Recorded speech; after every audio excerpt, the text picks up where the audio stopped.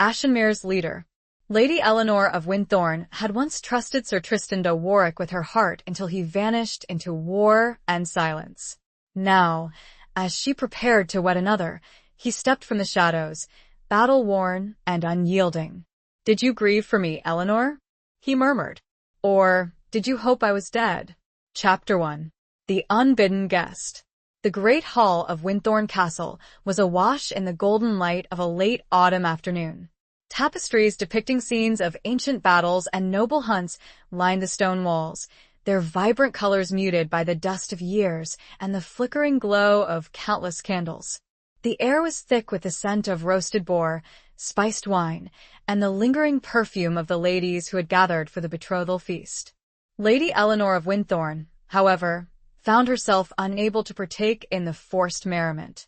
She sat at the high table, a vision of regal composure in a gown of deep crimson velvet, her dark hair woven with pearls and threaded with silver that caught the light like captured stars. Her hands, though clasped demurely in her lap, trembled slightly beneath the heavy folds of fabric. Beside her, Lord Beaumont, her intended, droned on about the merits of his lineage and the vastness of his lands. He was a man of considerable wealth and influence, a suitable match in every way, yet Eleanor felt a chilling emptiness where excitement should have resided. Her gaze drifted towards the massive oak doors of the hall, as if expecting a phantom to materialize from the swirling mists that clung to the moors outside. 5 years. 5 years since she had last seen Sir Tristan de Warwick, the man who had held her heart, the man who had ridden off to war with a promise on his lips and a fire in his eyes. A promise he had seemingly forsaken. The memory of his departure was a wound that time had failed to heal. She remembered the feel of his calloused hand on hers, the scent of leather and steel that clung to him, the intensity of his gaze as he swore to return. She had believed him. She had clung to that belief through long, lonely nights and the endless whispers of doubt that had crept into her heart like a creeping vine. "Eleanor?" Lord Beaumont's voice, sharp with impatience, cut through her reverie. "Are you listening?" She forced a smile, a mask she had perfected over the years. "Of course, my lord. You were speaking of the new stables you intend to build." Beaumont, a man easily placated by flattery, puffed up with pride. "Indeed. The finest in the kingdom, I assure you. They will house the war horses I intend to breed." His words were drowned out by a sudden commotion at the entrance of the hall. The heavy doors, which had been firmly shut against the encroaching chill, were flung open with a force that sent a gust of wind swirling through the room, extinguishing several candles and causing a ripple of unease among the guests. A figure stood silhouetted against the fading light, a knight clad in battered armor, his face obscured by the shadow of his helm. He was tall and broad-shouldered, his presence radiating a raw power that silenced the room. Even from across the hall, Eleanor felt a tremor of recognition, a jolt of something akin to both fear and a desperate, forbidden hope. The knight strode forward, his spurs ringing on the stone floor, his movements deliberate and unhurried. He stopped before the high table, his gaze sweeping over the assembled company before settling on Eleanor. Slowly, he reached up and removed his helm. It was him, Sir Tristan de Warwick. Older, harder, his face etched with the scars of battle and a weariness that seemed to seep from his very bones. But his eyes, those eyes were the same deep, sea green that had once held her captive, now filled with a haunting mixture of sorrow and a challenge that sent a shiver down her spine. The silence in the hall was absolute, broken only by the crackling of the fire in the hearth and the frantic beating of Eleanor's own heart. Lord Beaumont, momentarily stunned into silence, finally found his voice. "Who dares interrupt this gathering?" he demanded, his voice rising in indignation. "By what right do you enter my hall uninvited?" Tristan ignored him, his gaze locked on Eleanor. He spoke, his voice low and rough, a stark contrast to the honeyed tones she remembered. "Did you grieve for me, Eleanor?" he murmured, the question hanging heavy in the air. "Or did you hope I was dead?" Eleanor could not answer. Her throat was tight, her mind reeling.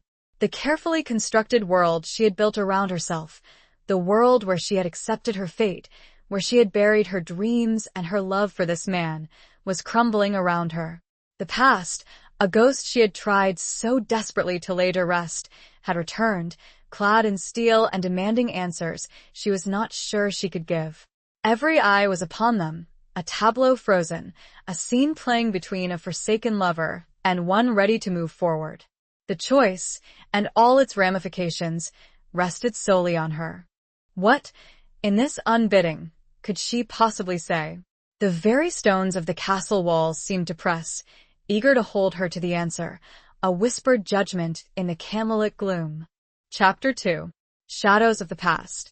Eleanor rose, her movements stiff and uncertain, as if waking from a long, troubled dream. The crimson velvet of her gown rustled softly, the sound amplified in the suffocating silence of the great hall. She felt Lord Beaumont's gaze, a mixture of confusion and possessive anger, burning into her back, but she could not bring herself to look at him. All that mattered was the man standing before her, the ghost of her past made flesh. Tristan, she whispered, his name a fragile breath in the charged air. It tasted of forgotten promises and lost years. She wanted to ask him where he had been, why he had stayed away, why he had broken his vow. But the words caught in her throat, choked by the weight of unspoken emotions. Tristan's eyes, those intense green eyes that had haunted her dreams, softened slightly at the sound of his name on her lips. He took a step closer, closing the distance between them, yet a vast chasm of time and experience still separated them. "I see you are to be wed," he said, his voice devoid of inflection, yet Eleanor detected a subtle undercurrent of pain beneath the carefully controlled facade. His gaze flickered briefly to Lord Beaumont, a flicker of disdain crossing his features. "I believed you were dead," Eleanor finally managed to say, her voice trembling. "The war there were rumors, no word rumors," Tristan repeated, a bitter edge creeping into his voice. "Whispers in the dark. They are easily spread, and even more easily believed." He reached out, his hand hovering inches from her cheek, as if he longed to touch her but dared not. "I was held captive by enemies of the crown. It took time to escape." The explanation, though brief, sent a wave of relief washing over Eleanor, quickly followed by a surge of anger. 5 years. 5 years of agonizing uncertainty, of believing he had abandoned her, of slowly extinguishing the flame of hope that had burned so brightly in her heart. "You could have sent word," she said, her voice gaining strength. "A message, anything." Tristan's hand dropped to his side, his fingers clenching into a fist. "There were complications. I was not free to act as I wished." "Complications?" Lord Beaumont interjected, his voice laced with sarcasm. He stood up, his chair scraping against the stone floor, a jarring sound in the tense atmosphere. "This is hardly the time or place for a reunion of long-lost lovers. Sir Knight, you have disrupted my betrothal feast. State your business and be gone." Tristan turned his attention to Beaumont, his expression hardening. "My business is with Lady Eleanor," he said, his voice cold and sharp. "And it is not for your ears." Beaumont bristled. "Lady Eleanor is my betrothed. Any business with her is also my business." The two men faced each other, a silent battle of wills playing out in the heart of the great hall. Eleanor felt a growing sense of dread. This was not how she had envisioned this moment, if she had ever dared to envision it at all. She had imagined a tearful reunion, a private confession of love and longing. Instead, she was caught in the middle of a brewing conflict, with the ghosts of her past clashing with the realities of her present. Eleanor stepped in with the grace that had been expected of her. "Lord Beaumont," she entreated in an attempt to keep the peace. She reached for his hand and felt the tension stiffen his frame. "Please, allow me a few moments, I ask of you." She turned back to Tristan, her gaze searching and uncertain. "Tristan, we cannot speak here. Come with me."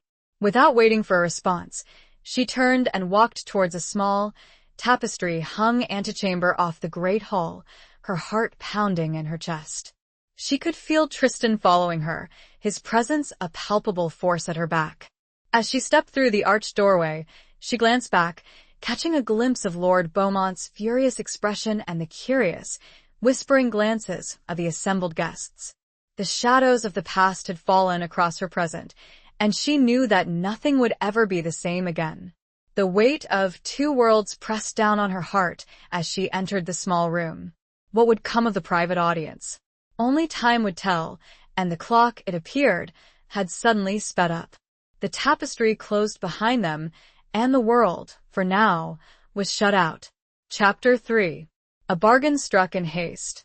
The antechamber was small and dimly lit, the only illumination coming from a single brazier that cast flickering shadows on the tapestry-covered walls.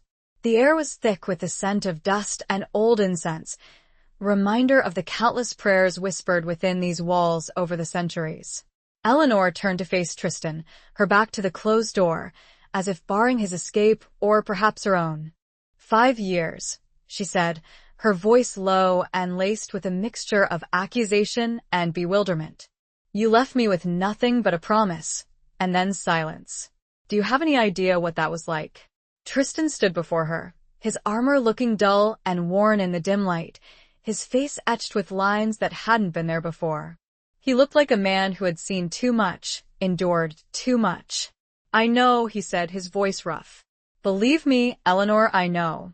There was not a day that went by that I did not think of you, that I did not yearn to return.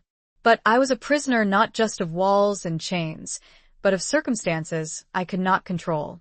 Circumstances? Eleanor repeated, her voice rising slightly. What circumstances could possibly justify leaving me to believe you were dead? To force me to move on? The unspoken words to agree to marry another hung heavy between them. He closed the distance between them, his gaze intense. I was sworn to secrecy, an oath made under duress, to protect not only my own life, but the lives of others. Men who fought beside me, men who trusted me. Eleanor searched his eyes, trying to discern the truth from the shadows. She wanted to believe him, to believe that there was a valid reason for his silence, for his absence. But the years of hurt and doubt had built a wall around her heart, a wall that was not easily breached. And what now? She asked, her voice barely a whisper. Why have you come back? To disrupt my life? To reopen old wounds? Tristan reached out and gently took her hand, his touch sending a jolt of electricity through her. His fingers were calloused, but his grip was surprisingly gentle. I came back because I had to see you, he said, his voice thick with emotion. To know if there was any chance. He hesitated, his gaze searching hers. Any chance that you still felt something for me? Eleanor pulled her hand away, her heart aching. It is too late, Tristan, she said, her voice trembling. I am betrothed to Lord Beaumont. The wedding is to take place in a fortnight. My life, it is settled. Tristan's face hardened, his jaw clenching. Settled? Or resigned? Do you love him, Eleanor? The question hung in the air, heavy and unavoidable. Eleanor looked away, unable to meet his gaze. She did not love Lord Beaumont. She respected him, she appreciated his kindness and his stability, but there was no fire, no passion. There was only a quiet acceptance of a life that had been chosen for her, a life that offered security and comfort, but not love. I will be a good wife to him, she said, her voice barely audible. Tristan stepped closer, his voice low and urgent. But will you be happy, Eleanor? Will you spend the rest of your days wondering what if? Wondering what might have been if I had returned sooner? Eleanor closed her eyes, fighting back the tears that threatened to spill. He was right. The doubt, the longing, it had never truly left her. It had merely been buried beneath layers of duty and obligation. What would you have me do, Tristan? She whispered. Run away with you? Forsake my family, my duty, my honor? Tristan's expression softened. I would never ask you to do that, he said. But I cannot stand by and watch you marry a man you do not love. There must be another way. He paused, his mind racing. An idea, desperate and dangerous, began to form in his mind. He looked at Eleanor, his eyes filled with a mixture of hope and trepidation. There is a way, he said, his voice firm. A bargain. A temporary reprieve. I will speak to Lord Beaumont. I will offer him compensation for the delay of the wedding. A year. Give me 1 year, Eleanor. 1 year to prove to you that I am worthy of your trust, of your love. 1 year to earn back what I lost. Eleanor stared at him, her mind reeling. It was a mad proposal, a reckless gamble. But as she looked into his eyes, she saw a flicker of the man she had once loved, the man who had sworn to return to her. And a tiny spark of hope, long dormant, began to flicker within her heart. The idea was a foolish one and no doubt disastrous, but a chance, even a small one, felt like a beacon. A year? She whispered. The gamble seemed impossible, and yet. And if, after a year, my feelings haven't changed? Then I will walk away, he said, his voice unwavering. And I will never trouble you again. He gave a small, sad smile. A knight's word, and a forsaken promise, redeemed at last. The weight of that statement seemed to take the last bit of fight from the air and filled the small, enclosed space. Chapter 4. The Whispers of Winthorn. The news of the bargain, as it quickly became known, spread through Winthorn Castle like wildfire. Servants whispered in the corridors, ladies gossiped in the solar, and the men at arms muttered amongst themselves in the barracks. Lord Beaumont, predictably, was furious. He had been publicly humiliated, his authority challenged, his carefully laid plans thrown into disarray. Only Eleanor's tearful pleas, coupled with Tristan's surprisingly generous offer of land and gold as compensation for the delay, had prevented him from calling for his men and throwing Tristan out of the castle or worse. Eleanor found herself in a precarious position. She was still technically betrothed to Beaumont, but her heart, her mind, her very being, was consumed by the presence of Tristan. He was a constant reminder of the life she had almost had, the love she had almost lost. He moved through the castle with a quiet confidence, a warrior's grace, that both captivated and unnerved her. She avoided him as much as possible, seeking refuge in the familiar routines of her daily life. She oversaw the household accounts, supervised the weaving of new tapestries, and spent hours in the castle chapel, praying for guidance and strength. But even in the sanctuary of the chapel, she could not escape the whispers, the curious glances, the unspoken questions. One crisp autumn morning, she was walking in the castle gardens, the last of the roses clinging stubbornly to their thorny branches, when she heard a voice behind her. Lady Eleanor. She turned to see Tristan standing a few feet away, his hands clasped behind his back, his expression unreadable. He was dressed not in armor, but in a simple tunic and breeches of dark green, the colors of his house. He looked less like a warrior, and more like the young man she had once known. Sir Tristan, she said, her voice formal and distant. What is it you wish? He hesitated, as if unsure how to proceed. I wanted to speak with you. Away from the prying eyes and ears of the castle, Eleanor glanced around the gardens. They were relatively deserted, the only other occupants being a few gardeners tending to the winter preparations. Still, she felt a sense of unease, a reluctance to be alone with him. We can speak here, she said, her voice tight. Tristan took a step closer, his gaze searching hers. I know this is difficult for you, he said, his voice low. I understand your hesitation, your mistrust. But I am not the same man who rode away 5 years ago. I have changed, Eleanor. I have learned much in my absence. And what have you learned? She asked, her voice laced with a hint of skepticism. He paused, his eyes clouding over with a shadow of pain. I have learned the value of loyalty, the cost of betrayal, the fragility of life, and the enduring power of love. His words sent a shiver down her spine. She wanted to believe him, to believe that he had truly changed, that he still cared for her. But the fear of being hurt again, of being abandoned again, was a powerful deterrent. Words are easily spoken, Sir Tristan, she said, her voice cold. Actions speak louder. Tristan nodded, his expression somber. I know, and I intend to prove my words with actions. But I need your cooperation, your willingness to give me a chance. Eleanor looked away, her gaze fixed on a withered rose, its petals brown and brittle. She was torn. Part of her longed to throw caution to the wind, to embrace the possibility of a second chance with the man she had once loved. But another part of her, the cautious, practical part, warned her against it. "I do not know, Tristan," she said, her voice barely a whisper. "I need time. Time to think, to decide." "Time is a luxury we may not have," Tristan said, his voice urgent. "Beaumont, he is not a patient man. And he is not without allies. There are those in this castle, in this kingdom, who would see me gone, who would prefer to see you wed to him." He paused, his gaze intense. "I believe there are forces at work, Eleanor, forces that are beyond our understanding. I believe that my capture was not an accident, and that your betrothal to Beaumont is not a coincidence." His words sent a chill down her spine. She had sensed a darkness lurking beneath the surface of courtly life, a web of intrigue and hidden agendas. But she had never considered that she might be a pawn in a larger game. The rose dropped from her fingers, a crimson tear on the frosted earth. The conversation, she knew, held more unsaid, and she was not sure she was ready for the answers. The garden, once a place of solace, now held an air of secrets. Chapter 5. The Falcon's Flight. Tristan's words hung in the air, heavy with suspicion and a sense of impending danger.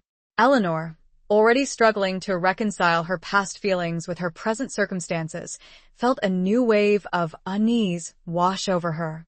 She had always been aware of the political machinations of court, the subtle rivalries and shifting alliances, but she had never imagined herself to be directly involved.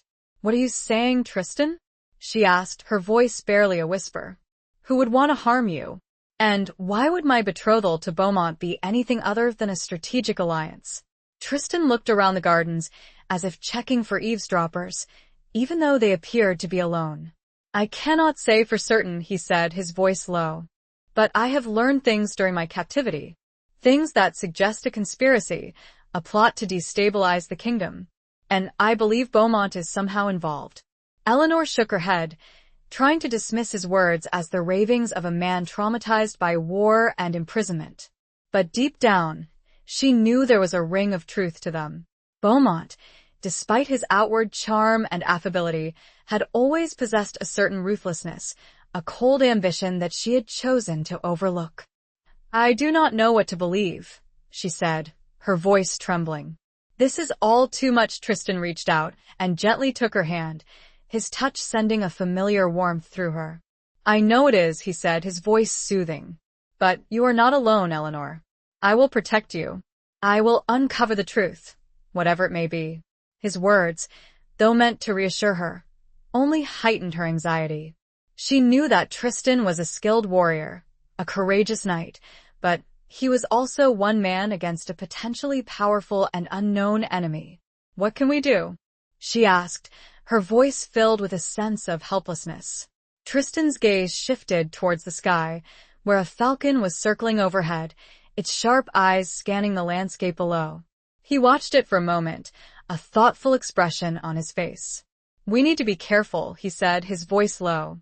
"We cannot trust anyone, not even those who seem to be our allies." He paused, his gaze returning to Eleanor. "There is one person I believe we can trust. Someone outside of this castle, someone who has no allegiance to Beaumont or his ilk." "Who?" Eleanor asked, her curiosity piqued.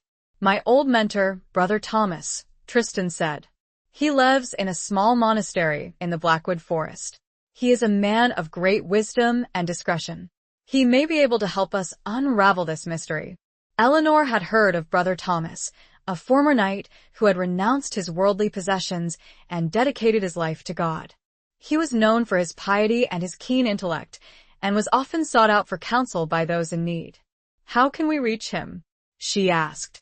"The Blackwood Forest is days away, and Beaumont would never allow me to leave the castle, especially not with you." Tristan smiled, a flicker of his old self shining through. "We will find a way," he said. "I have a plan." His plan, as he explained it, was both daring and dangerous. They would leave the castle under the cover of darkness, disguised as pilgrims on their way to a nearby shrine. Tristan had secured horses and provisions, and had arranged for a trusted servant to create a diversion to distract the guards. Eleanor was hesitant, her fear battling with her growing trust in Tristan. But she knew that she could not remain passive, a pawn in a game she did not understand. She had to take control of her own destiny, even if it meant risking everything. "I will go with you," she said, her voice firm, her decision made. Tristan's eyes lit up with a mixture of relief and admiration. "I knew I could count on you, Eleanor," he said. As the sun began to set, casting long shadows across the castle grounds, Eleanor and Tristan prepared for their escape. She dressed in a simple woolen cloak, her finery hidden beneath its folds, her heart pounding in her chest. She met Tristan in the stables, where he was waiting with 2 horses, their breath misting in the cold night air. He helped her mount, his hand lingering on hers for a moment longer than necessary. "Are you ready?" he asked, his voice low. Eleanor took a deep breath, steeling her nerves. "Yes," she said. And with that, they rode out of the castle gates, leaving behind the whispers of Winthorn and embarking on a journey that would test their courage, their loyalty, and their love. The falcon, now a mere speck in the darkening, had seemingly guided their way. The plan, however risky, was in motion. The forest awaited. Chapter 6. Beneath a Cloak of Stars. The night was cold and clear, the stars like diamonds scattered across a velvet cloak. The horses' hooves beat a steady rhythm on the frost-covered ground, the sound muffled by the thick layer of fallen leaves that carpeted the forest floor. Eleanor and Tristan rode in silence, their breath misting in the frigid air, their thoughts a whirlwind of anxiety and anticipation. Eleanor had never been outside the castle walls at night, and the darkness was both exhilarating and terrifying. Every rustle of leaves, every hoot of an owl, sent a shiver of fear down her spine. But the presence of Tristan beside her, his strong, silent form a reassuring presence, gave her courage. They rode for hours, following a winding path that led them deeper and deeper into the Blackwood forest. The trees, tall and ancient, loomed over them like silent sentinels, their branches intertwined, blocking out most of the starlight. The air was thick with the scent of pine and damp earth, a world away from the perfumed chambers of Winthorn Castle. As the moon climbed higher in the sky, casting an ethereal glow through the trees, Tristan finally signaled for them to stop. They dismounted in a small clearing, their horses tethered to a nearby tree, their weary bodies aching from the long ride. Tristan built a small fire, the flames crackling and popping, providing a welcome source of warmth and light. Eleanor huddled close to the fire, her hands outstretched, trying to absorb the heat. She looked at Tristan, his face illuminated by the flickering flames, his eyes filled with a mixture of concern and determination. "Are you all right?" he asked, his voice soft. Eleanor nodded, managing a weak smile. "Just tired," she said. "And cold." Tristan removed his cloak and draped it around her shoulders, his touch sending a wave of warmth through her. "We will rest here for a few hours," he said. "Then we must continue on. We need to reach Brother Thomas before dawn." Eleanor leaned against him, drawing comfort from his strength and his warmth. She closed her eyes, listening to the crackling fire and the gentle breathing of the horses. She felt a sense of peace, a sense of being safe, that she had not felt in a long time. "Tristan," she said, her voice barely a whisper. "Thank you for everything." He looked down at her, his eyes filled with a tenderness that made her heart ache. "There is no need to thank me, Eleanor," he said. "I am doing what I should have done 5 years ago.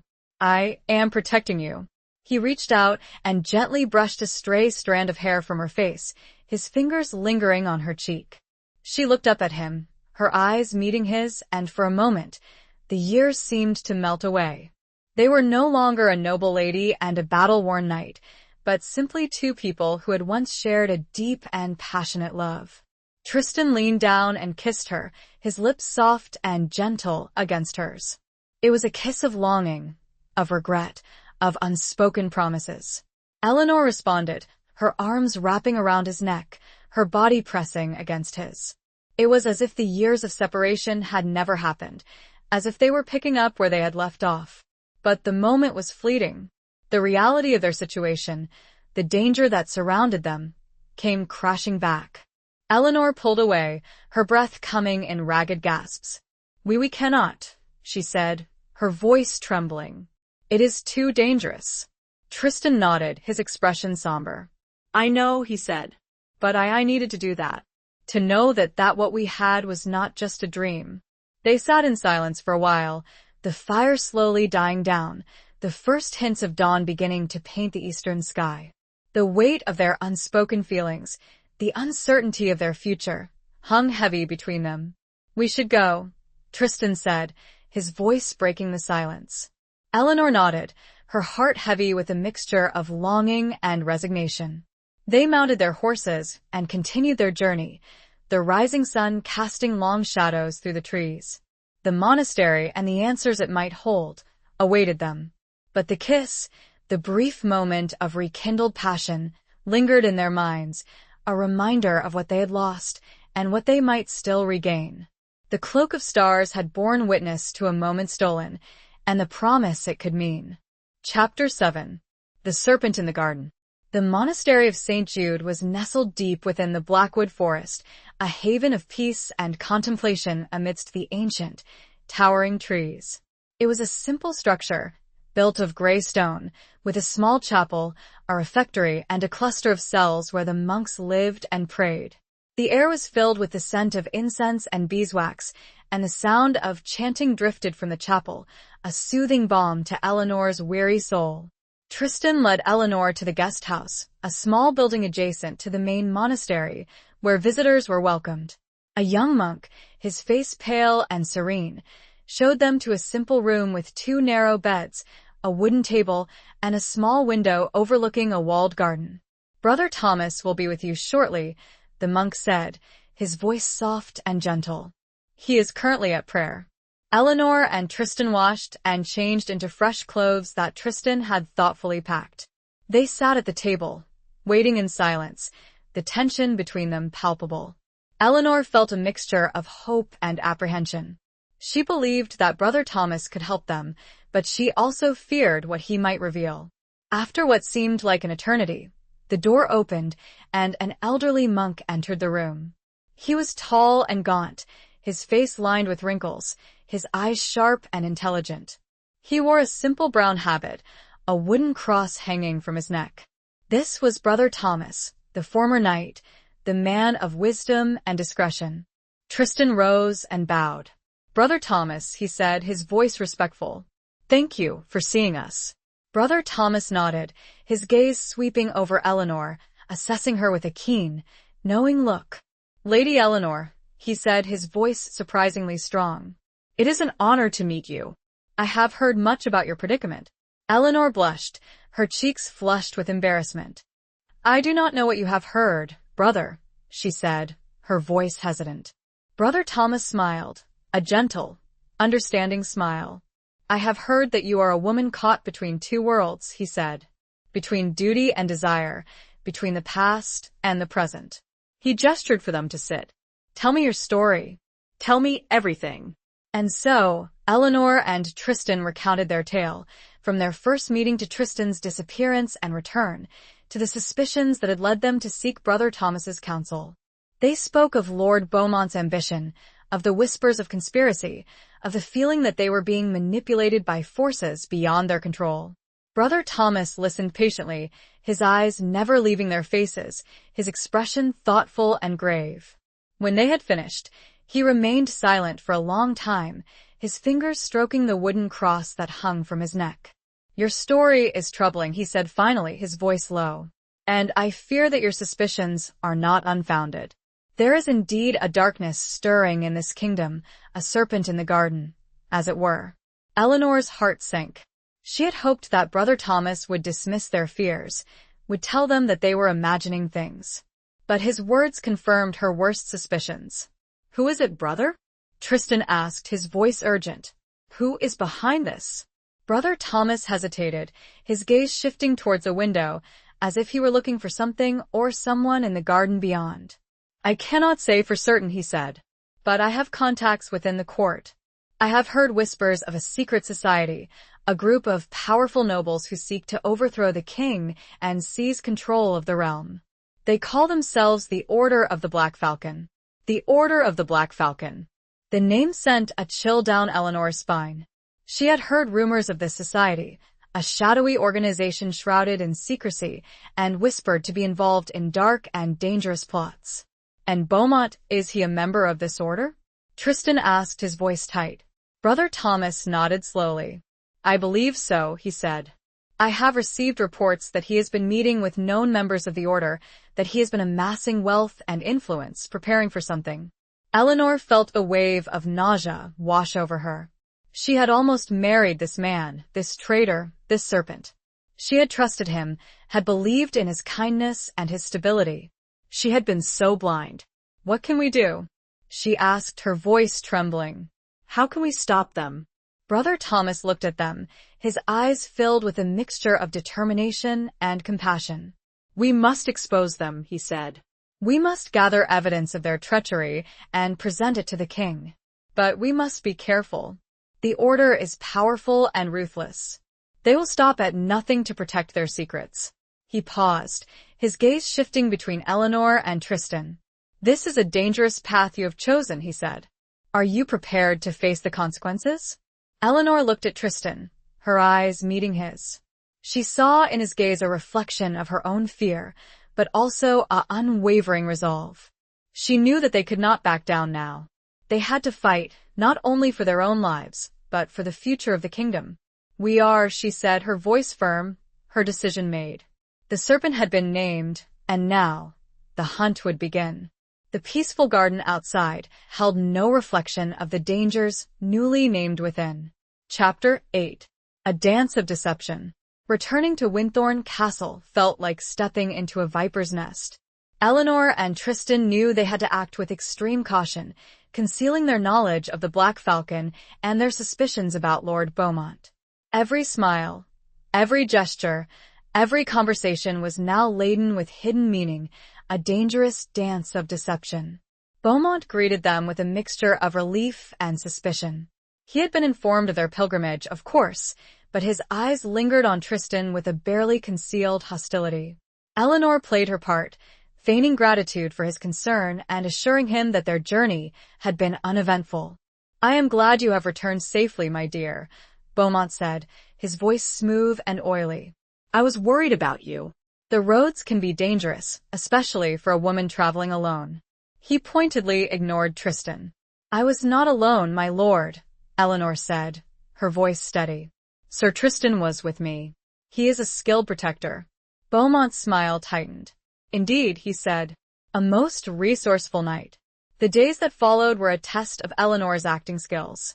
She had to maintain the facade of a dutiful betrothed, attending to her duties, planning for the wedding that she now knew was a sham, all while secretly working with Tristan to gather evidence against Beaumont and the Order of the Black Falcon. Tristan, using his position as a guest in the castle, began to investigate. He spent hours in the library, poring over old records and chronicles, searching for any mention of the order. He questioned the servants, subtly probing for information about Beaumont's activities and visitors. He even managed to gain access to Beaumont's private chambers, searching for incriminating documents or correspondence. Eleanor, meanwhile, used her position as the future Lady of Winthorne to her advantage. She attended court gatherings, listened to the gossip, observed the interactions between the nobles, trying to identify other potential members of the order. She discovered that many of the most powerful and influential lords in the kingdom were frequent visitors to Winthorne, their conversations often veiled in secrecy, and their alliances shifting like the sands of the desert. One evening, during a lavish feast in the Great Hall, Eleanor found herself seated next to Lord Ashford, a close friend and confidant of Beaumont. Ashford was a charming and witty man, but Eleanor sensed a darkness beneath his polished exterior. Lady Eleanor, Ashford said, his voice low and conspiratorial. You seem troubled these days. Is there anything I can do to assist you? Eleanor forced a smile. I am merely anxious about the upcoming wedding, my lord, she said. It is a daunting prospect. Ashford leaned closer, his breath warm on her ear. Perhaps, he said, you would prefer a different arrangement, a more powerful alliance. Eleanor's heart skipped a beat. Was this a veiled threat? Or an offer of complicity? She had to be careful. I do not understand, my lord, she said, her voice carefully neutral. Ashford smiled, a cold, calculating smile. I think you do, my lady, he said. I think you are a woman of intelligence and ambition. You understand the realities of power. He paused, his gaze intense. Join us, Lady Eleanor. Join the Order of the Black Falcon, and you will have everything you have ever desired. Eleanor felt a chill run down her spine. The offer was tempting, seductive. She could have power, influence, wealth, everything. But she knew that it came at a price. A price she was not willing to pay. I am honored by your offer, my lord, she said, her voice trembling slightly. But I am loyal to my betrothed and to the king. Ashford's smile vanished, replaced by a look of cold fury. You are making a mistake, Lady Eleanor, he said, his voice a low growl. A mistake you will regret. He rose from the table and walked away, leaving Eleanor shaken and terrified. She had confirmed her suspicions about the order, but she had also made a powerful enemy. She knew that her life, and Tristan's, were now in even greater danger. The dance was growing more intricate, and the steps more deadly. The feast, meant for celebration, was now a battleground. Chapter 9. The Price of Silence. The encounter with Lord Ashford left Eleanor deeply shaken. She knew she had walked a dangerous line, and the threat in his eyes was unmistakable. She needed to tell Tristan, to warn him, but finding a private moment in the increasingly watchful atmosphere of Winthorne Castle proved difficult. Every corridor seemed to have eyes, every servant a potential informant. Beaumont, though still maintaining a facade of polite concern, was growing increasingly distant, his gaze lingering on Eleanor with a mixture of suspicion and something akin to disappointment. Finally, under the pretense of inspecting the castle's defenses, Eleanor managed to meet Tristan on the ramparts, the wind whipping around them, carrying their words away into the vast expanse of the darkening sky. He knows, she said, her voice low and urgent, recounting her conversation with Ashford. He offered me a place in the order. He threatened me. Tristan's face hardened, his hand instinctively moving to the hilt of his sword, which he now wore openly, a symbol of his readiness to defend himself and Eleanor. We must be even more careful, he said. They are aware that we pose a threat. We need to find concrete evidence, something that we can present to the king. But how? Eleanor asked, her voice filled with despair. They are so powerful, so well connected. It feels like we are fighting shadows. Tristan looked out over the castle walls, his gaze fixed on the distant horizon. There is one place we haven't looked, he said. Beaumont's private chapel. He is known for his piety, at least outwardly. But I suspect he uses the chapel for more than just prayer. The idea was risky. Beaumont's private chapel was considered sacred ground, off limits to all but him and his personal confessor. Entering it without his permission would be seen as a grave transgression, punishable by, well, Eleanor didn't even want to think about the possible consequences. But they were running out of options. They needed to find something, anything, that could link Beaumont to the Order of the Black Falcon. We'll go tonight, Tristan said, his voice firm. After everyone is asleep. That night, under the cover of darkness, Eleanor and Tristan crept through the silent corridors of Winthorne Castle, their hearts pounding in their chests. They reached Beaumont's private chapel, a small, ornate structure located in a secluded wing of the castle. The door was locked, but Tristan, using a small, sharp knife, managed to pick the lock with surprising ease. They slipped inside, the air thick with the scent of incense and old wood. The chapel was dimly lit by a single flickering candle, casting long shadows on the walls. The altar, made of polished marble, was adorned with a golden crucifix and several silver candlesticks. Tristan began to search the chapel, carefully examining the walls, the floor, the altar, looking for any sign of a hidden compartment or secret passage. Eleanor, meanwhile, examined the prayer books and religious texts, searching for any hidden messages or coded instructions. After what seemed like an eternity, Tristan let out a low whistle. "Eleanor, come here," he said, his voice excited. He was standing near the altar, his hand resting on a small, almost invisible, lever concealed behind one of the candlesticks. He pulled the lever, and a section of the wall behind the altar slid open, revealing a narrow, dark passage. Eleanor's heart skipped a beat. This was it. This was the evidence they had been searching for. They entered the passage, the flickering candle casting eerie shadows on the stone walls. The passage led them to a small, hidden chamber, lit by a single oil lamp. The chamber was filled with documents, scrolls, and maps, all bearing the symbol of the Black Falcon. There were letters outlining plans for rebellion, lists of names of members of the Order, and even a detailed map of the kingdom, marking the locations of their strongholds and planned attacks. And there, on a table in the center of the room, was a letter addressed to Lord Beaumont, signed by the leader of the Order, a man known only as the Shadowhawk. The letter detailed Beaumont's role in the conspiracy, his promise to deliver Winthorne Castle and its resources to the Order, and his reward the hand of Eleanor in marriage and a position of power in the new regime. Eleanor felt a wave of nausea wash over her. The truth was even more horrifying than she had imagined. She had been nothing more than a pawn in Beaumont's game, a prize to be won, a tool to be used. Tristan carefully gathered the documents, his face grim. "This is enough," he said. "This will prove his treachery. We need to get this to the king." But as they turned to leave, they heard a sound behind them, the sound of footsteps. Someone was coming. They were trapped. The price of silence had just skyrocketed, and they were about to find out how much it would cost. The chamber, once a place of discovery, became an immediate prison. Chapter 10. Echoes in the Stone. The footsteps grew closer, echoing in the narrow passage, each step a hammer blow against Eleanor's rapidly beating heart. Tristan pushed her behind him, drawing his sword, the steel gleaming in the dim light of the oil lamp. They were cornered, with no escape route other than the passage, through which their pursuer was approaching. The figure that emerged from the passage was not Lord Beaumont, as they had both feared, but Father Michael, Beaumont's personal confessor, a thin, frail-looking man with a severe expression and eyes that seemed to hold a chilling emptiness.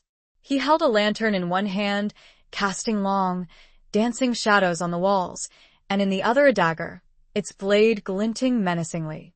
"So," Father Michael said, his voice a low, sibilant whisper that seemed to slither through the chamber.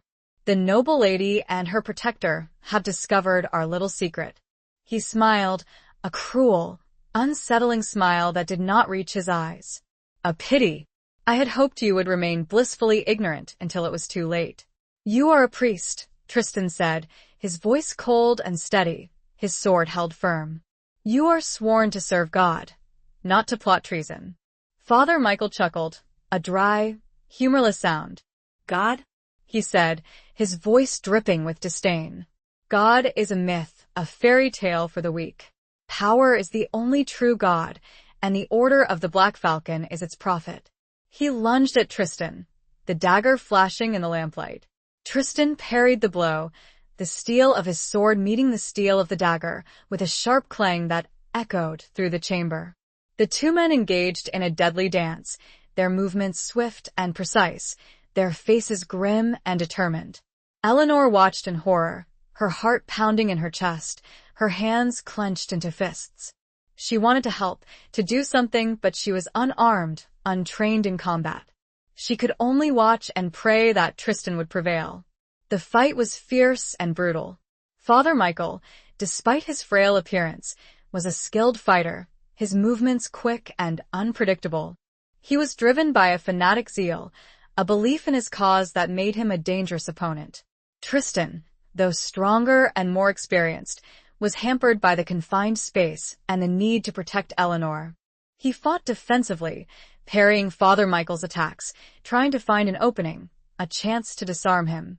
Suddenly, Father Michael fainted, dodging Tristan's blade and slashing at his arm. Tristan cried out in pain, his grip on his sword loosening. Blood welled from the wound, staining his sleeve crimson. Eleanor gasped, her fear turning to desperation. She couldn't just stand there and watch Tristan be killed. She had to do something. She looked around the chamber, her eyes searching for anything she could use as a weapon. Her gaze fell on the oil lamp, sitting on the table, its flame flickering innocently. An idea, desperate and dangerous, formed in her mind. She grabbed the lamp, her hands trembling, and hurled it at Father Michael. The lamp shattered against his chest, showering him with burning oil. He screamed in agony, his robes catching fire, his body engulfed in flames. Tristan, taking advantage of the distraction, lunged forward and thrust his sword into Father Michael's heart. The priest collapsed to the floor, his body still burning, his screams echoing in the stone chamber. Eleanor rushed to Tristan's side, her face pale with shock and relief. "Are you all right?" she asked, her voice trembling. Tristan nodded, his face grim, his arm bleeding profusely. "I'll live," he said, "but we need to get out of here. Now." They grabbed the documents and fled the chamber, the smell of burning flesh filling their nostrils, the echoes of Father Michael's screams ringing in their ears. They had escaped, but the price had been high, and the echoes in the stones seemed to whisper a warning of what was still to come. The sanctuary had become a scene of carnage, and the true test was only beginning. Chapter 11. The Gathering Storm. The escape from the chapel was a blur of hurried footsteps and whispered warnings. Eleanor, using her knowledge of the castle's hidden passages, led Tristan to her chambers, where she quickly bandaged his wounded arm. The cut was deep, but thankfully not life-threatening. "We need to leave Winthorne," Eleanor said, her voice urgent. "Tonight, before Beaumont discovers what we've done." Tristan nodded, his face pale but determined. "Agreed. But we can't just ride out. They'll be watching the gates." They considered their options, their minds racing. They needed a plan, a way to escape the castle unnoticed. And they needed to get the incriminating documents to the king, who, they hoped, remained oblivious to the vast conspiracy growing within his kingdom. "There's an old smuggler's tunnel," Eleanor said, remembering a story she had heard from one of the older servants. "It leads from the cellars to the river. It's been sealed for years, but it might be our only chance." The tunnel was a long shot, but they were desperate. They made their way to the cellars, navigating the dark, damp passages with the aid of a single lantern. The air was thick with the smell of mildew and decay, and the silence was broken only by the dripping of water and the scurrying of rats. They found the entrance to the tunnel, hidden behind a stack of old wine barrels. The stone door was heavy and rusted, but Tristan, using his strength and a rusty iron bar he found nearby, managed to force it open. The tunnel was narrow and claustrophobic, the air thick and stagnant.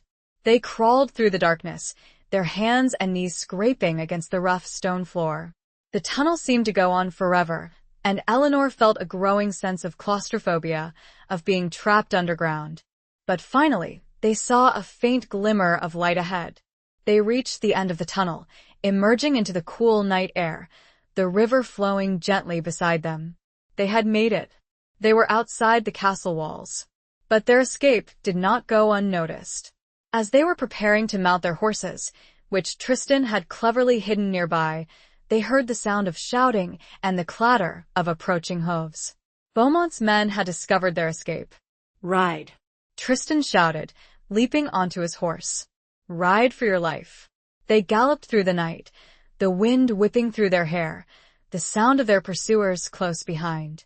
They were outnumbered, outmatched, but they had to keep going. They had to reach the king. As they rode, the sky began to darken, and the first drops of rain began to fall. The storm that had been brewing all day finally broke, unleashing its fury upon them.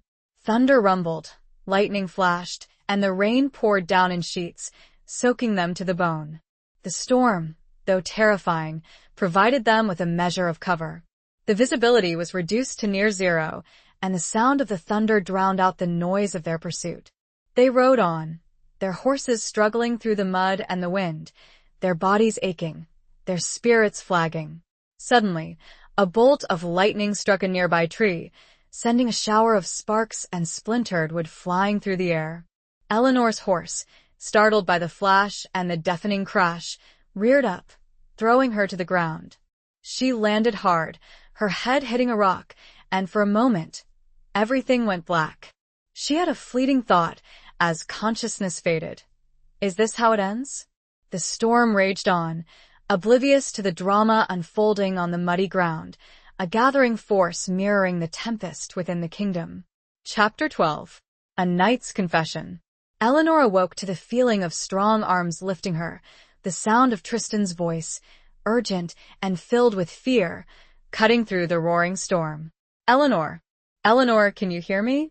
She blinked, her vision blurry, her head throbbing with a dull, persistent ache. She was lying on the ground, soaked to the bone, the rain still pouring down on her. Tristan was kneeling beside her, his face etched with concern, his armor muddy and battered. Tristan, she whispered, her voice weak. What happened? You fell, he said, his voice hoarse. Your horse, it was startled by the lightning. He gently touched her head, his fingers probing for injuries. Are you hurt? Eleanor tried to sit up, but a wave of dizziness washed over her, and she fell back against him. My head, it hurts. Tristan held her close, his body shielding her from the rain. We need to find shelter, he said. We can't stay here. He scanned the surroundings, his eyes searching for any sign of refuge. The storm had reduced visibility to near zero, and the forest was a dark, forbidding maze. There, he said, pointing to a faint outline in the distance. A cave or a hollow, we can take shelter there. He lifted her into his arms, her weight surprisingly light, and carried her towards the shelter, his steps slow and careful. The cave, as it turned out, was a small, shallow overhang, barely large enough to protect them from the rain. But it was dry, and it offered a respite from the storm. Tristan gently laid Eleanor down on the cave floor, using his cloak as a makeshift pillow. He checked her head wound again, his fingers gentle and reassuring. It's not bleeding much, he said. But you need to rest. We'll stay here until the storm passes. Eleanor closed her eyes, her body aching, her mind reeling. She was grateful for Tristan's presence, for his strength and his care. She felt safe in his arms, protected from the storm and the dangers that lurked outside. Tristan, she said, her voice barely a whisper. I thought I was going to die. He took her hand, his fingers interlacing with hers. I wouldn't let that happen, he said, his voice firm. I promised to protect you, remember? She looked at him, her eyes searching his. Why, Tristan? She asked. Why are you doing this? Risking your life for me? You could have left me. You could have saved yourself. He hesitated, his gaze shifting away from hers. He seemed to struggle with his words, his emotions raw and exposed. Because I love you, Eleanor, he said, his voice low and thick with emotion. I have always loved you. Even when I was gone, when I was a prisoner, you were always in my heart. You were the reason I fought to survive, the reason I kept hoping, the reason I came back. His confession, spoken in the heart of the storm, in the shelter of a cave, was a revelation that Eleanor had both longed for and feared. She had known, deep down, that he still cared for her, but to hear him say the words, to hear the raw emotion in his voice, was overwhelming. I love you too, Tristan, she whispered, her voice trembling. I have never stopped loving you. He leaned down and kissed her, his lips soft and gentle against hers, a kiss of love and longing, a kiss that sealed their bond, a kiss that defied the storm and the dangers that awaited them. It was a moment of peace, of connection, in the midst of chaos. We'll get through this, Eleanor, he said, his voice filled with determination. Together, we'll expose Beaumont and the Order, and we'll find our way back to each other. The storm continued to rage outside, but within the small cave, a different kind of tempest was brewing, a storm of love and renewed hope. The knight's confession had changed everything, solidifying a bond that had been tested by time and adversity. The cave, a temporary refuge, became the birthplace of a renewed vow. Chapter 13. The Chains of Duty. The storm eventually subsided, leaving behind a world washed clean and glistening in the pale light of dawn. Eleanor, though still weak and sore, felt a renewed sense of determination. Tristan's confession, his unwavering love, had given her strength, a reason to fight, a reason to hope. They left the shelter of the cave, their horses miraculously unharmed, and continued their journey towards the king's court, the incriminating documents safely hidden within Tristan's saddlebag. The journey was arduous, their bodies weary, their minds filled with anxiety. They knew that Beaumont would be searching for them, that their every step was fraught with danger. After days of travel, they finally reached the outskirts of the capital, a sprawling city of towering castles, bustling marketplaces, and narrow, winding streets. They avoided the main roads, sticking to the back alleys and hidden paths, knowing that Beaumont's spies would be watching for them. Tristan had a contact in the city, a former comrade in arms named Sir Gareth, who was known for his loyalty and discretion. They found him in a small, unassuming tavern, hidden in a maze of alleyways. Gareth, a burly, battle-scarred knight, greeted Tristan with a mixture of surprise and concern. "Tristan, what brings you here? And in such a state?" Tristan quickly explained their situation, showing Gareth the documents they had recovered from Beaumont's chapel. Gareth's eyes widened in disbelief as he read the letters, his face hardening with anger. "This is treason," he said, his voice low and grim. "Beaumont must be stopped. I will help you. I will arrange a meeting with the king." Gareth, it turned out, was a member of the king's personal guard, a position that gave him access to the royal court and the ear of the king himself. He warned them, however, that the court was rife with intrigue and suspicion, that even the king's closest advisors might be involved in the conspiracy. "You must be careful," he said. "Trust no one, except me." The meeting with the king was arranged for the following day. Eleanor and Tristan spent the night in a small, hidden room above the tavern, their anxiety growing with each passing hour. They knew that this meeting was their only chance to expose Beaumont and the Order of the Black Falcon, to save the kingdom from falling into the hands of traitors. The next morning, dressed in simple clothes, their faces carefully concealed, Eleanor and Tristan followed Gareth through the labyrinthine corridors of the royal palace. They reached the king's private chambers, a lavishly decorated room filled with tapestries, paintings, and ornate furniture. King Alaric, a tall, imposing man with a stern face and piercing blue eyes, was seated on a throne-like chair, surrounded by his advisors. He looked at them with a mixture of curiosity and suspicion. "Gareth tells me you have information of vital importance," the king said, his voice deep and resonant. Tristan stepped forward, his hand resting on the saddlebag containing the incriminating documents. "Your Majesty," he said, his voice respectful but firm, "we have uncovered a plot, a conspiracy to overthrow your rule and seize control of the kingdom. A plot led by Lord Beaumont of Winthorne." A gasp went through the room, the advisors exchanging shocked and disbelieving glances. The king's expression remained unchanged, but his eyes narrowed slightly. "Bold claims, Sir Knight," the king said. "Do you have proof?" Tristan opened the saddlebag and presented the documents to the king. The king examined the letters, his face growing increasingly pale, his hands trembling slightly. He read the lists of names, the detailed plans for rebellion, the evidence of Beaumont's treachery. This is unbelievable," the king said, his voice barely a whisper.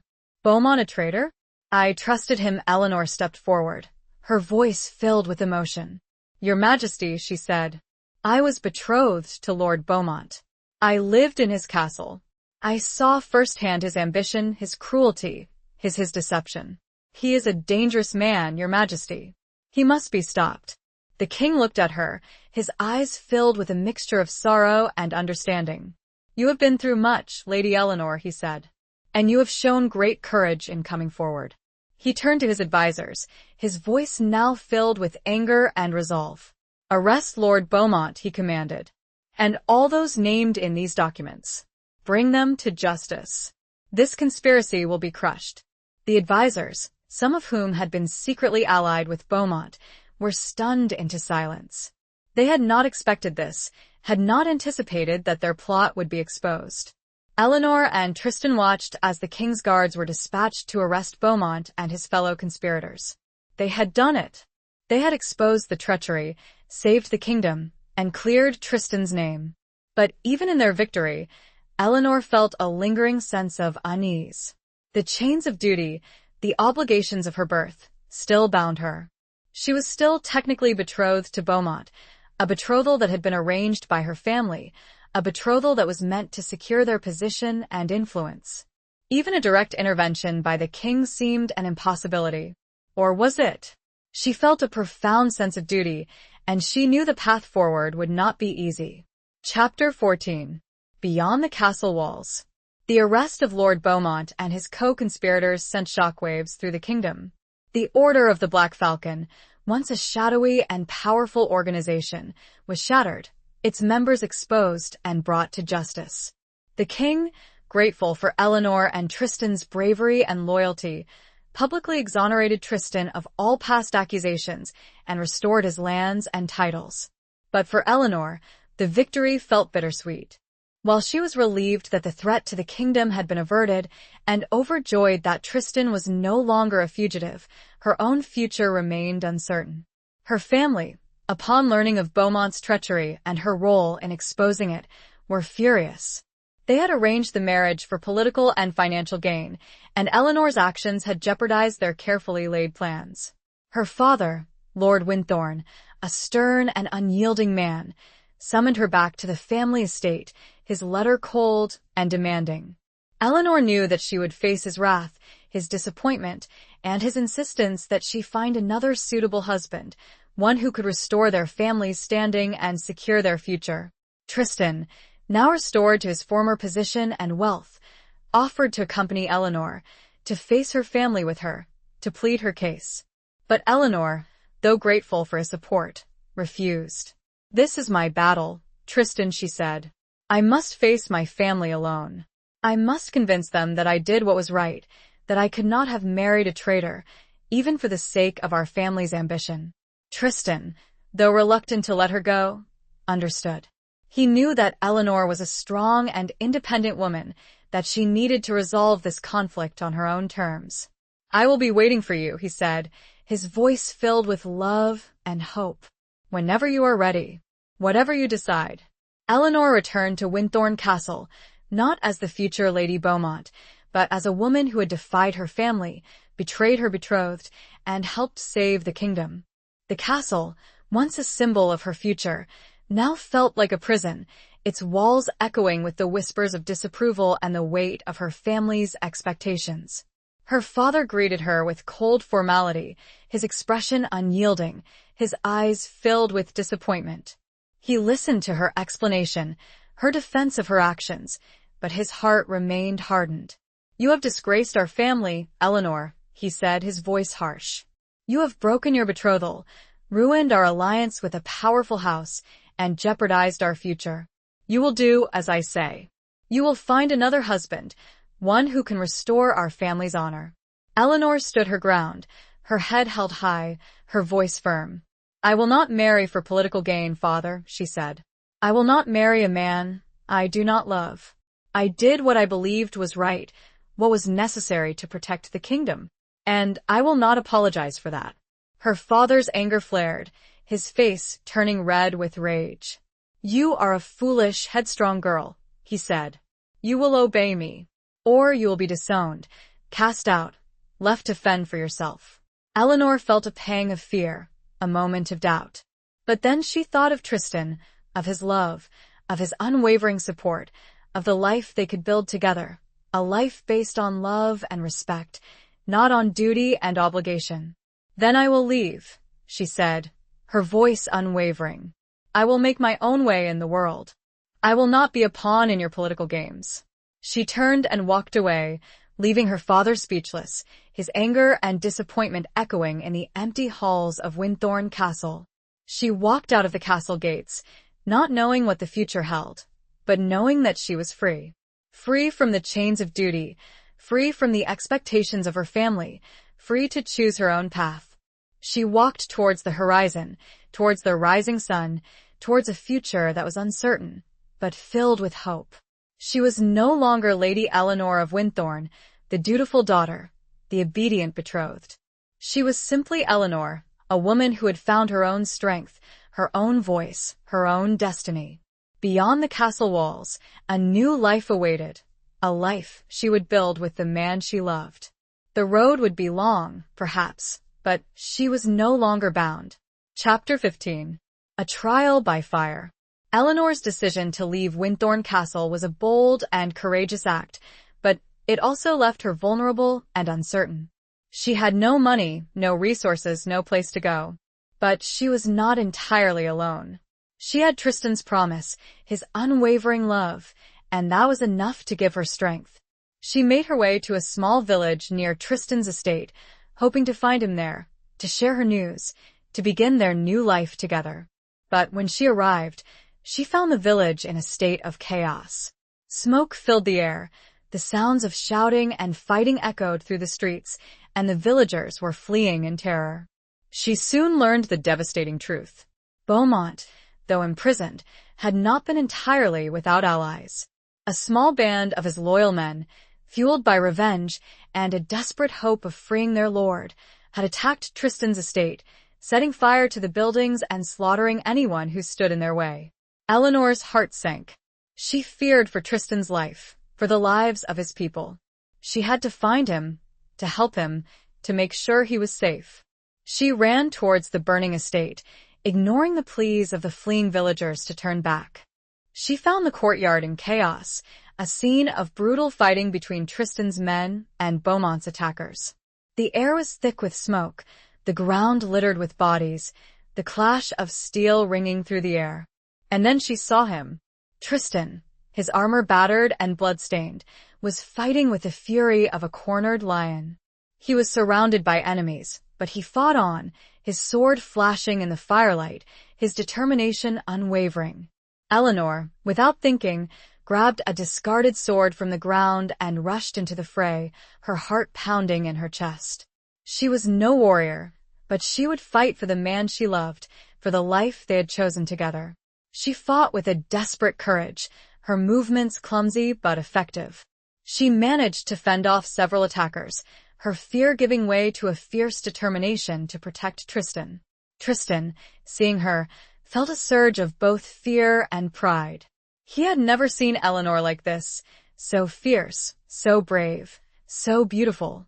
"Eleanor, get out of here," he shouted, his voice hoarse. "It's too dangerous. I will not leave you," she shouted back, her voice filled with defiance. "We fight together." And together they fought, back to back, their swords flashing, their bodies moving in a deadly dance. They were outnumbered, outmatched, but their love for each other, their shared determination, gave them strength. Slowly, gradually, they began to turn the tide of the battle. Tristan's men, inspired by his courage and Eleanor's unexpected bravery, fought with renewed vigor. Beaumont's attackers, demoralized and weakened, began to fall back. Finally, the last of Beaumont's men were either killed or captured. The fighting ceased, the smoke began to clear, and the courtyard fell silent, save for the groans of the wounded and the crackling of the remaining fires. Eleanor and Tristan stood together, their bodies exhausted, their clothes torn and blood-stained, but their spirits unbroken. They had survived. They had faced the trial by fire, and they had emerged victorious. Tristan took Eleanor in his arms, his embrace tight and desperate. "You saved my life," he said, his voice filled with emotion. "You are incredible." Eleanor leaned against him, her body trembling with exhaustion and relief. "We saved each other," she said. "We did it together."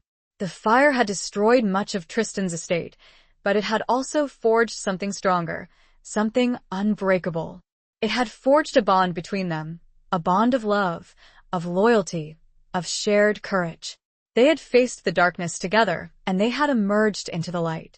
The trial had been brutal, but it was over, and they were stronger for it.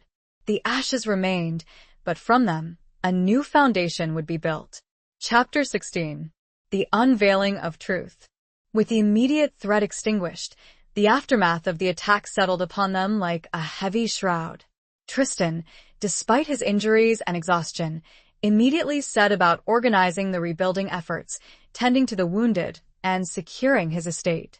Eleanor, proving her resilience and resourcefulness, worked tirelessly alongside him, tending to the injured, organizing supplies, and offering comfort to the grieving villagers. The king, upon hearing of the attack and Eleanor's bravery, sent a contingent of royal guards to assist Tristan and to ensure the capture of any remaining conspirators. He also sent a royal physician to tend to the wounded, and a generous sum of gold to aid in the rebuilding efforts. But the king also sent something else, a royal decree, formally dissolving Eleanor's betrothal to Lord Beaumont, recognizing her courageous actions in exposing the conspiracy and granting her the freedom to choose her own husband. The decree was read aloud in the village square, before all the assembled people. Eleanor, standing beside Tristan, felt a wave of relief wash over her. The final chain that bound her to the past had been broken. She was truly free. But there was one more piece of the puzzle that needed to be addressed. The leader of the Order of the Black Falcon, the mysterious Shadowhawk, had never been identified.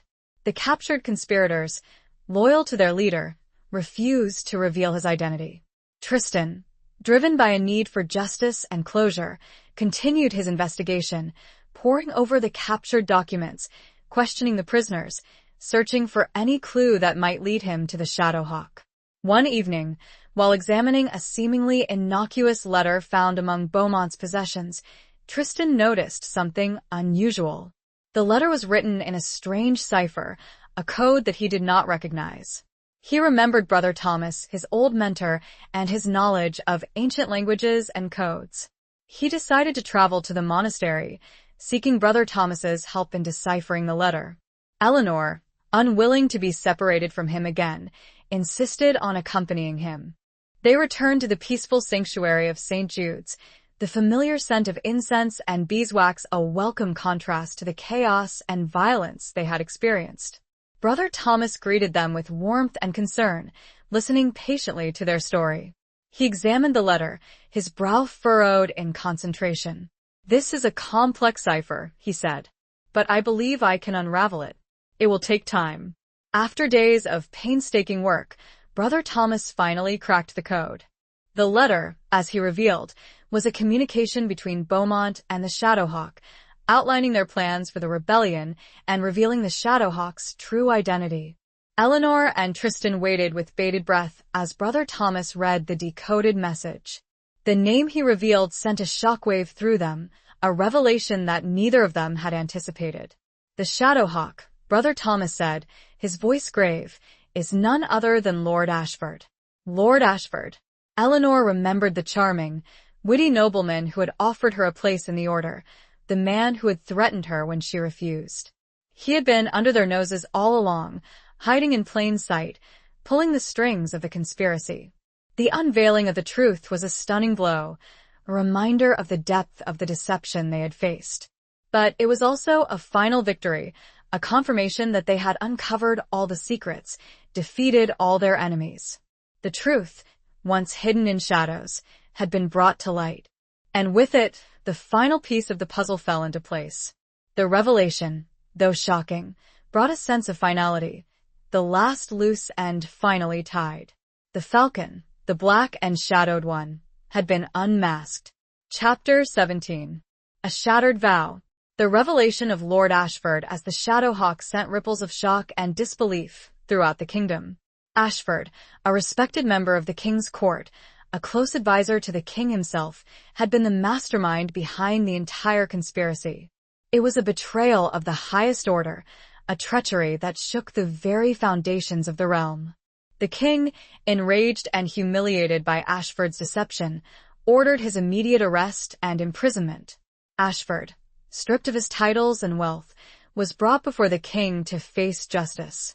Eleanor and Tristan were summoned to the royal court to witness Ashford's trial. They stood together in the great hall, the same hall where they had first met again after 5 years of separation, the same hall where their love had been tested and their future had been thrown into uncertainty. Ashford, his face pale and haggard, his eyes filled with a mixture of defiance and despair, stood before the king, his chains clanking with every movement. He refused to confess, maintaining his innocence, claiming that the evidence against him was fabricated. But the evidence was overwhelming. The documents recovered from Beaumont's chapel, the testimony of the captured conspirators, and the deciphered letter, all pointed to Ashford's guilt. The king, after listening to the evidence and Ashford's futile denials, pronounced his judgment. "Lord Ashford," he said, his voice thundering through the hall, "you are found guilty of treason, of plotting against the crown, of attempting to usurp the throne. You are sentenced to death." A gasp went through the court, the assembled nobles and officials stunned by the severity of the sentence. Ashford, his face contorted with fear and rage, began to shout his denials, cursing the king, cursing Eleanor and Tristan, claiming that they had framed him. But his words were drowned out by the guards, who dragged him away to await his execution. The trial was over. Justice had been served. But for Eleanor, the victory felt hollow. She had witnessed the downfall of a man who had once been a respected member of the court, a man who had seemed charming and affable. She had seen the darkness that could lurk beneath the surface of power and privilege, the corruption that could fester in the heart of a man. Tristan, sensing her unease, took her hand, his touch comforting and reassuring. "It is over, Eleanor," he said. "He is gone. The threat is over." Eleanor nodded, but a lingering sadness remained. She had seen too much, experienced too much, to be completely unaffected by the events of the past few months. But there was one more vow that needed to be addressed, a vow that had been shattered by betrayal and violence. Eleanor and Tristan, standing together in the aftermath of Ashford's trial, realized that the vows they had made to others, the vows that had bound them to duty and obligation, were no longer relevant. Tristan turned to Eleanor, his eyes filled with love and tenderness. "Eleanor," he said, his voice low and earnest, "we have faced so much together. We have fought for our lives, for our love, for the future of the kingdom. We have overcome every obstacle, every challenge. And now we are free. Free to choose our own path, free to be together." He knelt before her, taking her hand in his gaze unwavering. "Eleanor of Winthorne," he said, his voice filled with emotion. "Will you do me the great honor of becoming my wife? Will you share your life with me, not as a duty, not as an obligation, but as a choice made freely and with love?" Eleanor's eyes filled with tears, tears of joy, of relief, of overwhelming love. She had waited so long for this moment, had dreamed of this moment, had almost given up hope that it would ever come. "Yes, Tristan," she whispered, her voice trembling. "Yes, I will marry you. With all my heart, I will marry you."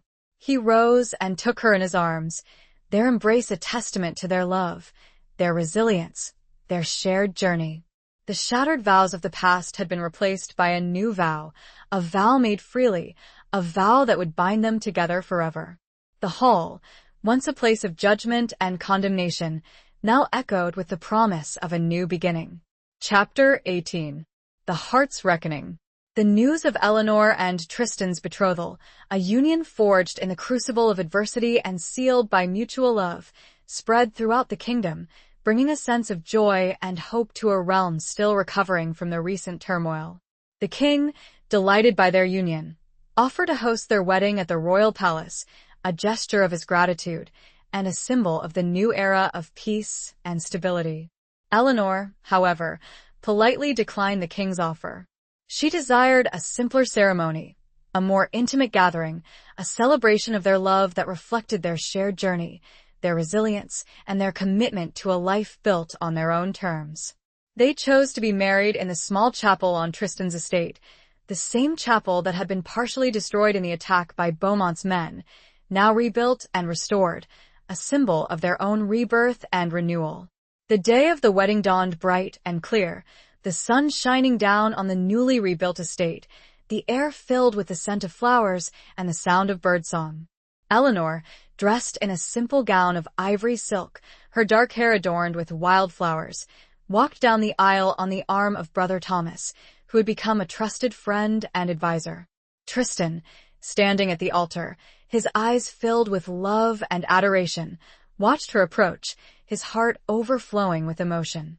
He was dressed not in armor, but in a finely tailored tunic of deep green, the colors of his house, a symbol of his restored honor and his commitment to a peaceful future. The ceremony was simple but heartfelt, their vows spoken with sincerity and conviction, their love for each other evident in every glance, every touch. They exchanged rings, simple bands of gold, symbols of their enduring commitment, their unbreakable bond. As they were pronounced husband and wife, a cheer erupted from the assembled guests, a mixture of family, friends, and the loyal villagers who had witnessed their struggles and shared in their triumphs. The reception was held in the courtyard of the estate, the same courtyard where they had fought side by side, where they had faced death and emerged victorious. Now, it was a scene of celebration, of joy, of renewed hope. Eleanor and Tristan, surrounded by their loved ones, felt a sense of peace, of contentment, of belonging. They had faced the darkness, they had overcome adversity, and they had found their way back to each other. As the sun began to set, casting a golden glow over the estate, Eleanor and Tristan stood together, their hands clasped, their eyes fixed on the horizon. They had a long road ahead of them, a life to build together, a future to create. But they were not afraid. They had each other, and that was all that mattered. They had faced the reckoning of their hearts, the trials of their past, and they had emerged stronger, more resilient, more deeply in love. The wedding was not just a celebration of their union, but a testament to the power of love, the strength of loyalty, and the enduring hope for a brighter future. The heart's reckoning had been made, and the balance was found in love. The chapel bells rang out, a joyful sound that echoed through the valley. Chapter 19. Dawn of a New Allegiance. The months following their wedding were a time of rebuilding, both literally and figuratively. Tristan, with Eleanor by his side, oversaw the reconstruction of his estate, restoring the damaged buildings, replanting the fields, and welcoming back the villagers who had fled during the attack. They worked tirelessly, side by side, their shared efforts a symbol of their commitment to their people and to each other. Eleanor, no longer bound by the constraints of her former life, embraced her new role as Lady of Tristan's estate. She used her intelligence, her compassion, and her newfound freedom to improve the lives of the villagers, establishing a school, a hospital, and a system of fair justice.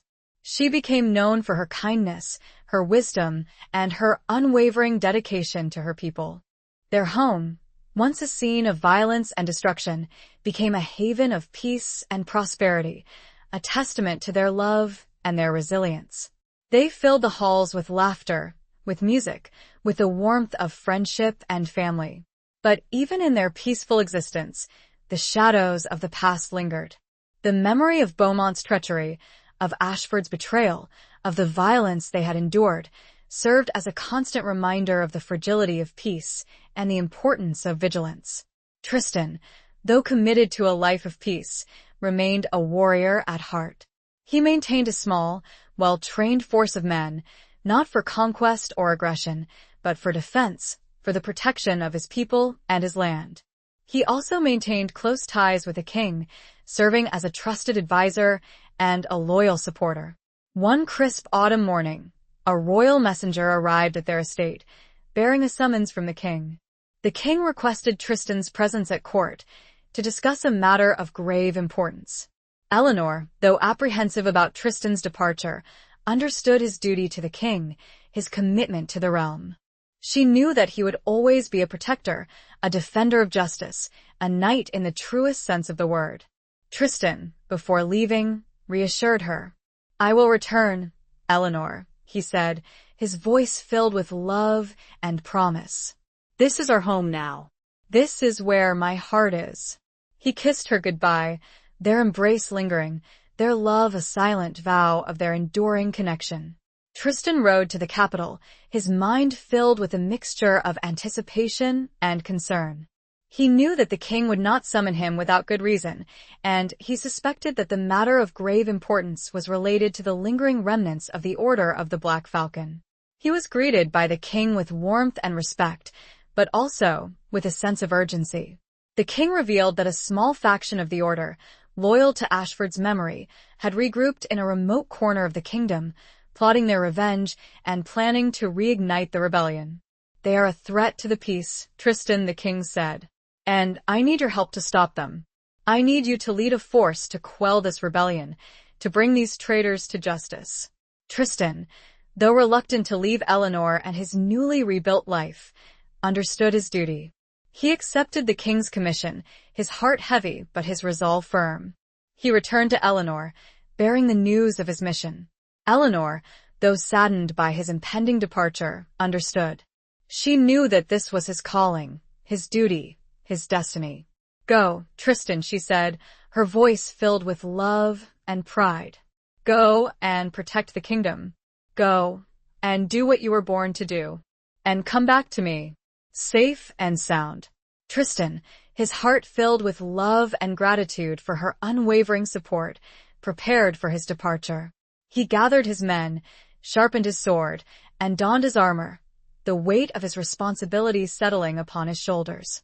As he rode away from their estate, towards the dawn of a new allegiance, he looked back at Eleanor, standing at the gate, her figure silhouetted against the rising sun. He knew that he was fighting not only for the kingdom, but for her, for their love, for their future. The dawn was not just a new day, but a commitment, a promise, a renewed dedication to their shared life, and all it encompassed. He rode forward, a knight once forsaken, now bound anew. Chapter 20. The Reckoning of Love and Duty. Tristan's campaign against the remnants of the Order of the Black Falcon was swift and decisive. His military experience, coupled with the loyalty of his men and the support of the king, proved too much for the scattered and demoralized rebels. He tracked them down, engaged them in battle, and, with minimal bloodshed, brought the remaining conspirators to justice. The victory was a testament to Tristan's skill as a leader, his courage as a warrior, and his unwavering commitment to the realm. He returned to the capital, not as a fugitive or a suspect, but as a hero, a savior, a champion of the king.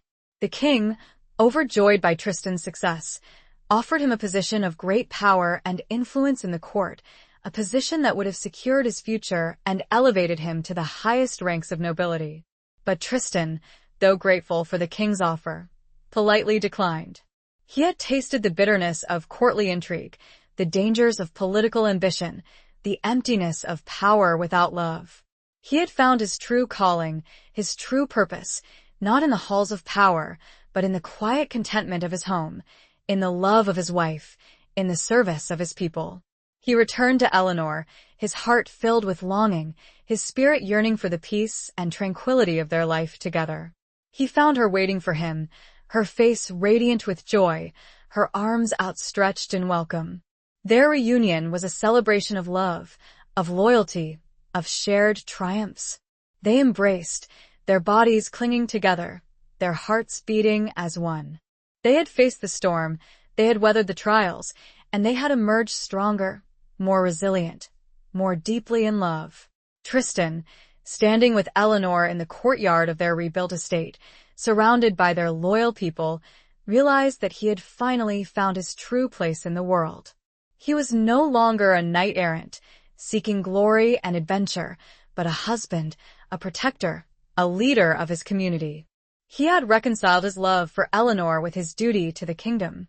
He had found a way to balance his personal desires with his public responsibilities. He had achieved the reckoning of love and duty, a harmony that had eluded him for so long. As the sun set, casting a golden glow over their estate, Eleanor and Tristan stood together, their hands clasped, their eyes fixed on the horizon. They had a future to build, a life to share, a legacy to create. They would raise children, nurture their land, serve their people, and live a life of love, of peace, of purpose. They had found their happily ever after, not in a fairy tale ending, but in a real, tangible, enduring love that had been forged in the fires of adversity and tempered by the trials of time. The reckoning had been made, the balance achieved, the future secured. Their love, once a forsaken promise, was now a fulfilled reality, a beacon of hope in a world that had seen too much darkness. The final chapter closed, but the story of their love was one to last all their days and beyond. The estate and their hearts were at peace. Epilogue. Years passed, turning into decades. Winthorne Castle, once a symbol of division and strife, became a place of unity and reconciliation.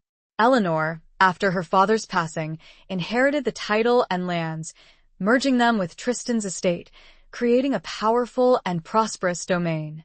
She ruled with wisdom and compassion, guided by the principles of justice and fairness, earning the respect and admiration of all her people.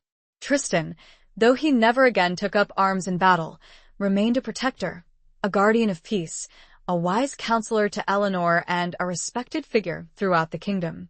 He devoted his time to his family, to his land, to the people who depended on him.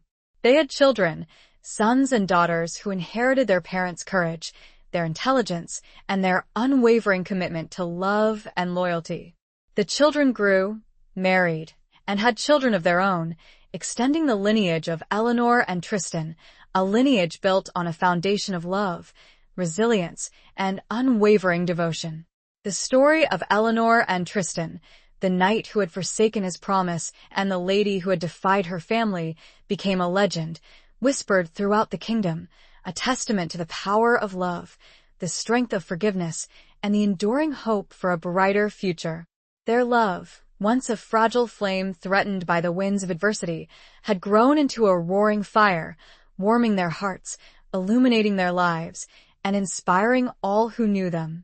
One evening, as the sun set, casting a golden glow over their vast and prosperous estate, Eleanor and Tristan, their hair now silvered with age, their bodies frail but their spirits still strong, sat together on the same ramparts where they had once shared stolen moments, whispered secrets, and faced impossible choices. They looked out over their land, their legacy, their family, their love. They had lived a full life, a life filled with challenges and triumphs, with sorrow and joy, with loss and gain. But through it all, their love had endured, their bond had remained unbroken. Eleanor, her hand resting in Tristan's, her eyes filled with a lifetime of love and memories, smiled. "We did it, Tristan," she whispered. "We found our way." Tristan, his gaze fixed on Eleanor, his heart overflowing with love and gratitude, nodded. "We did, my love," he said. "We did." And as the stars began to appear in the darkening sky, a silent testament to the enduring power of their love, they held each other close, their hearts filled with peace, with contentment, with the knowledge that they had lived a life worthy of legend, a life built on a foundation of love, loyalty, and a forsaken promise, finally and truly fulfilled. The long years had proven that love, tested and true, could endure all. It had been a long journey from the shadows of a broken vow to the shining reality of their enduring bond. And, in the quiet of the evening, they knew it had all been worth it.